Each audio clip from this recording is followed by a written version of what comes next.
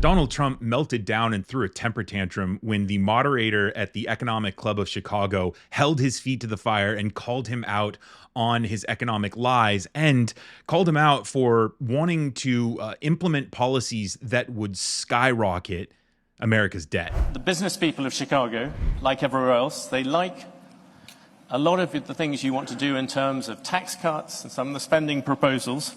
But like many business people, what they're often worried about is the cost. And the Committee for a Responsible Federal Budget, which is a bipartisan outfit, put out some predictions the other day. If you add up all the promises you've made, and your plans would add $7.5 trillion to the debt. That's more than twice the total for Vice President Harris. You're on course to push up debt up to 150% of GDP. This is a very business-like audience. Why should they trust you with that? We're going to protect those companies with strong tariffs because I'm a believer in tariffs. I'm not sure that you are. I don't think you are, but I congratulate you on your career. But to me, the most beautiful word in the dictionary is tariff, and it's my favorite word. It needs a public relations firm to help it, but to me it's the most beautiful word in the dictionary. Tariffs, do you think that will bring in the revenues? To use another bipartisan group, yeah, Peterson Institute, they say they only bring in $200 billion. That is that's barely the cost of two of your promises. Yeah, but that's like, for what company are you talking about, okay?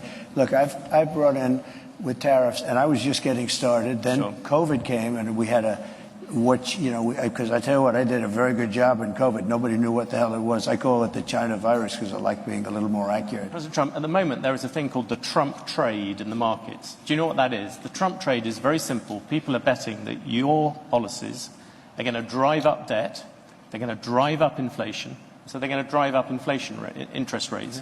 Are the investors wrong? Yeah, I had 4 years no inflation. I had 4 years no inflation. But that was when you had much. I had 4 years. It's better than that. And Biden, who has no idea where the hell he is, okay? Biden went 2 years with no inflation because he inherited from me. The markets are looking at the fact you are making all these promises. Latest one was car loans. You're flooding the thing with giving giveaways. But we're going to grow. I was actually quite kind to you. I used $7 trillion. The upper estimate is $15 trillion. People like the Wall Street Journal, who's hardly a communist organization, yeah, but you don't know. They have criticized you on this as well. You are running up enormous debts. What does the Wall Street Journal know? I'm meeting with them tomorrow. What does the Wall Street Journal know? They've been wrong about everything. So have you, by the way. You've been wrong about You're trying to turn this. You're trying to turn this. You've been wrong about it. No, you're trying to turn this into debate. There are business people. But you're wrong. You've been wrong. You've been wrong all your life on this stuff. Before we get into my reflection of the video, let's take a quick break to hear from our video's sponsor. Today's video is sponsored by Aura, an online security company that I am incredibly proud to be partnering with to bring you a better sense of security online. Because recently, hackers may have stolen every American's social security number. These stolen records include a person's full name, their address, their date of birth, their phone number, and members of this hacking group have released all of the information online for free. So if you weren't taking precautions with your personal information online before, this should be the time to take action because you've never been more vulnerable than you are right now. But I'm not too worried because I've recently started using Aura that tracks my public information, including my social security number, across billions of data points online, including the dark web and public court records in case of identity theft. They also provide you a bunch of other features to keep you safe online, all inside a very easy to use app. You can go to aura.com/reflect to get 2 weeks free, which will give Aura plenty of time to see if any of your personal records have been leaked online. Why wait for another national public data breach to secure your online information? So be sure to go now to aura.com/reflect to get your 2 weeks free. Donald Trump there crossing his arms like a toddler who isn't getting to eat ice cream for dinner. I mean, how pathetic. How pathetic. All because he's challenged. He just turns in on himself and reveals to us who he is. Did you also hear him talk about Biden inheriting his economy? the economy that was in tatters because of COVID. And then he also brought up how he had such a great response to COVID, the China virus, he calls it. Biden inherited the worst economy in the history of our country. I mean, what is this guy smoking? Let's also talk about Donald Trump and his tariffs, because Trump thinks that once he implements tariffs, that's the final word.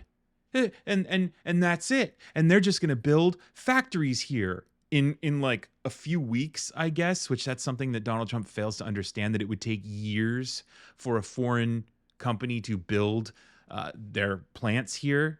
And during those years of tariffs, prices would go up. He also fails to understand that there would be a reaction by foreign governments to subsidize the industries that he's putting tariffs on. And it's really important to understand why Donald Trump thinks this way. Donald Trump has a history of screwing over contractors. He just wouldn't pay them. Would he have to face the consequences of that? No. His team of lawyers would go in and make sure that they would file counter lawsuits if he was being sued, so that the small businesses would never get paid, and would ultimately go out of business so that they would never be a problem again. Donald Trump would never have to worry about that. So that's the world that Donald Trump lives in. His word is the final word, and he doesn't have to deal with the problems that come from his actions. So let's talk about that in relation to tariffs. If he were to tariff a Chinese industry, the Chinese government, who's run by just a few families, and the government can respond very quickly to American tariffs because the bureaucracy isn't the bureaucracy that we have here, they will subsidize that industry. Like, Donald Trump thinks that they're just going to build plants here at the snap of a finger because he enacts a tariff?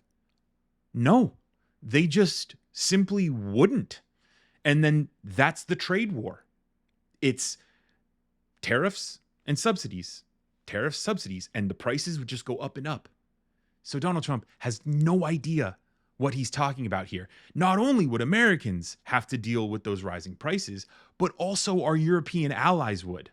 Like, Donald Trump would once again bring the global economy to its knees. Like, I mean, it is just amazing that this guy is A, the Republican presidential candidate after the way he handled COVID, and B, that he's actually out there in interviews bragging about it, and also talking about these nonsense tariffs that he thinks are just going to magically create trillions of dollars, like the moderator said there, and that wouldn't ruin the global economy. Let me know what your thoughts are on Trump, his tariffs, on his appearance at the Economic Club of Chicago. And be sure to subscribe if you haven't already for more videos about the election and economics now that we're talking about it. Thanks for watching. I'll see you in the next video.